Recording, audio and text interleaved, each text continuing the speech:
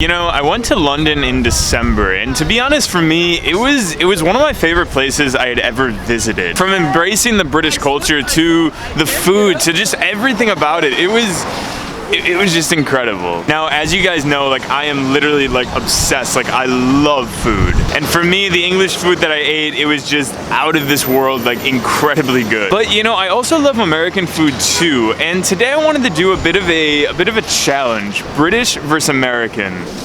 How are you, man? Do you have any baked ziti though?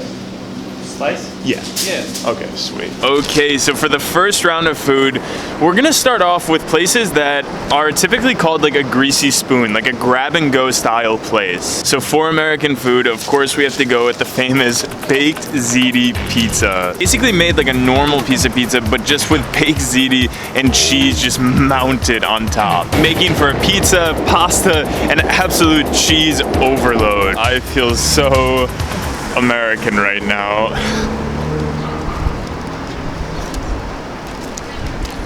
Oh my god. Words can't describe how good this pizza is. It's like you're eating pasta and pizza at the same time, but having both of the incredible flavors merging together to have one kind of dish.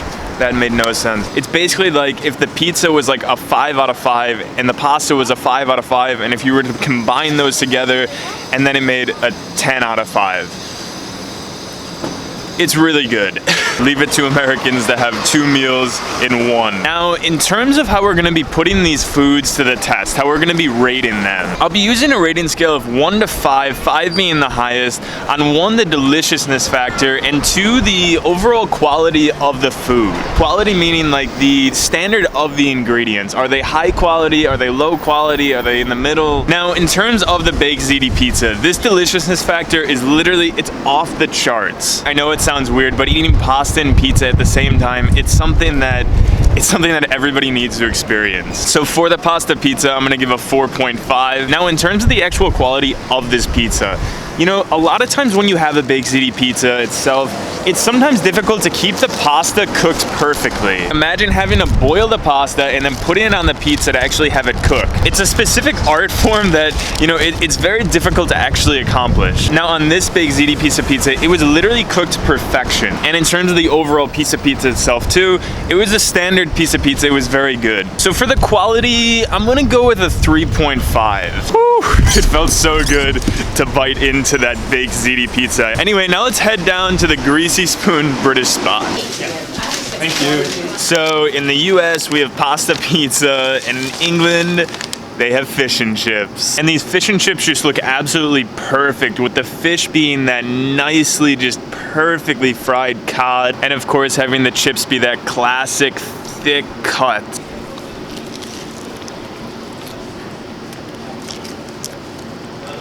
Oh my gosh.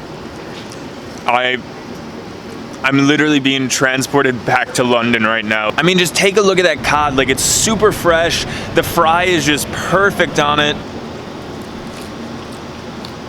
The chips are absolutely delectable. Like, a normal fry from the US, it doesn't really have a complex flavor to it. But this chip, like, it has a complex flavor. Like, you can taste the potato. You can taste like the, you know, of course, salt that's just like lining it. And also it tastes like there's a bit of like vinegar on it. But seriously, I can't get enough of this cod. Like, it is just, honestly, it's addictive. But for the ratings, the flavor of these fish and chips were just, it was incredible. It was not only fresh, but there was a perfect fry on it.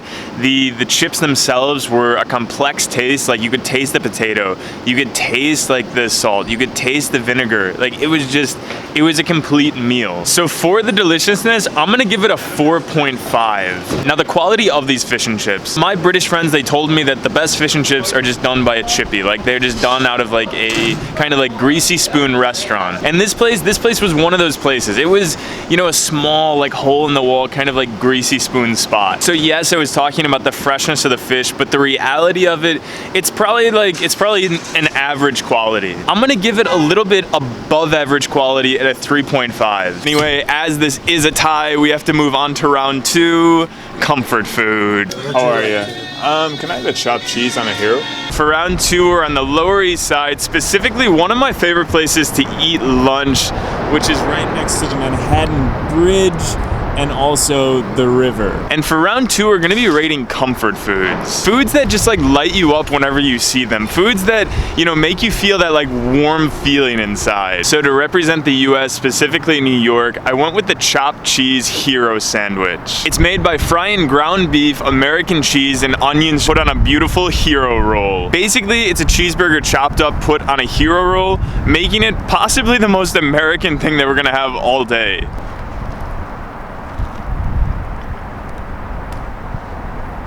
Oh my gosh. If you just take a look inside there, everything is just like merging itself together. Like the ground beef, the American cheese, even the mayonnaise is just wound up together to make this just like bursting flavor that can only be described as an American flavor.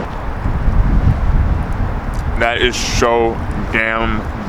Now, in terms of the deliciousness level of the chopped cheese, this thing is literally out of the park good. Like the only way I can describe it is if a cheeseburger was like molded together and you could just taste like all the flavors in every single bite that you had. You know, on a normal cheeseburger, you sometimes just like eat like one bite and you may just have like all of the meat or all of the cheese or all of like the like tomatoes or just something like that. It doesn't necessarily flow well together, but the chopped cheese, it flows. It just like is a marriage. So for that reason, for the deliciousness level, I'm gonna give it a solid 4. Now, in terms of the quality of the ingredients, the quality of this production, a chopped cheese is literally just a basic combination of like cutting up cheeseburger patties in American cheese. So the quality of this, the chance of you kind of like not feeling the best after it, not feeling, you know, the best kind of quality from it, it's quite high. So for that reason, I'm gonna have to give the chopped cheese like a 2. But anyway, guys, ratings aside, the chopped cheese is the ultimate American comfort food. Anyway, now let's get on to the British comfort food.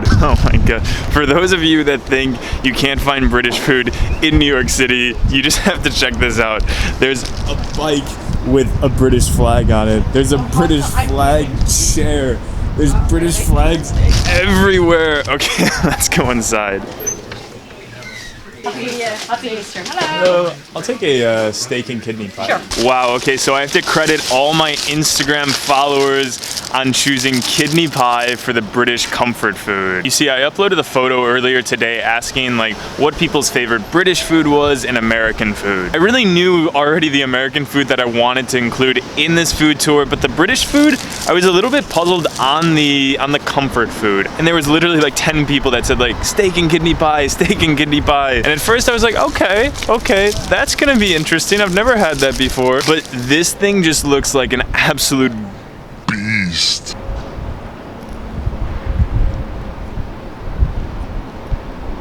Oh man.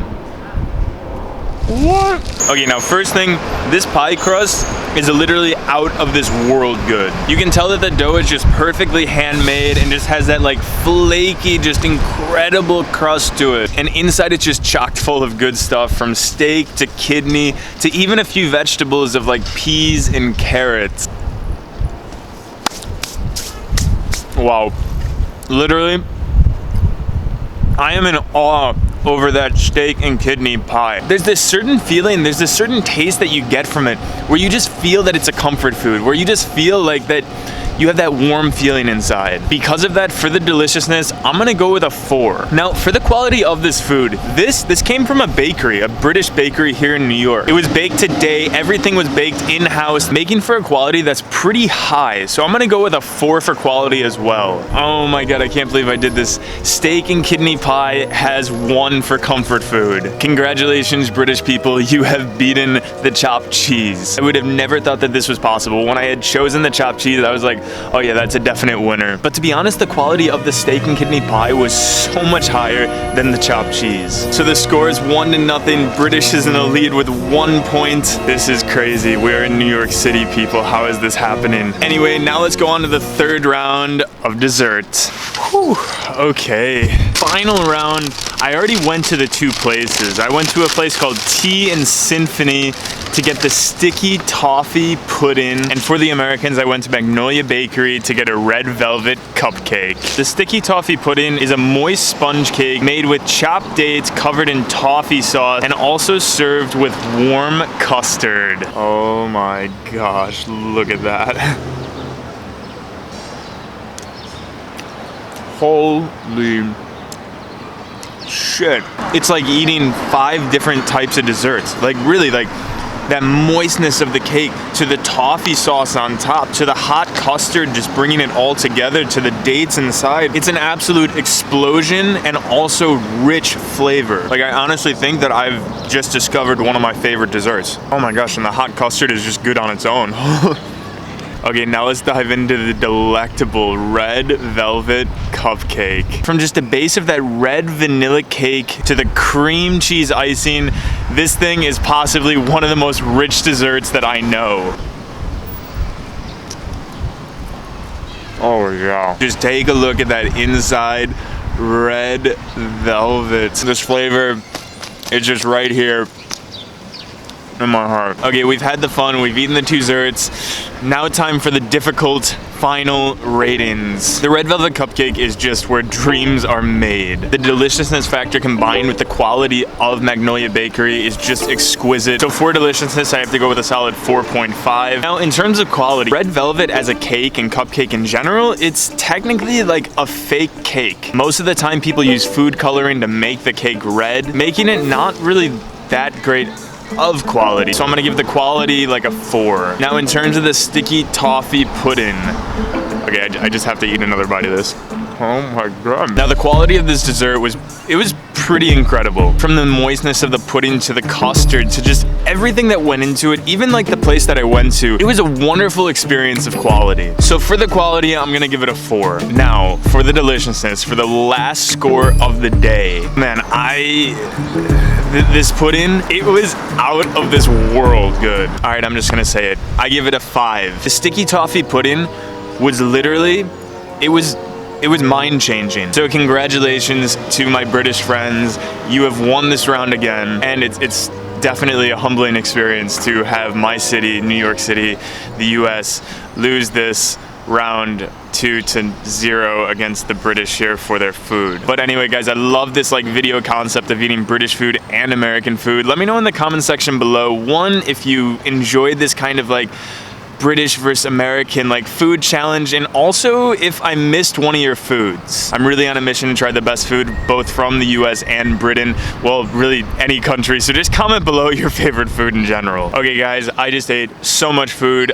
It's still daylight out. I gotta go for a run now, so I'll see you guys next time.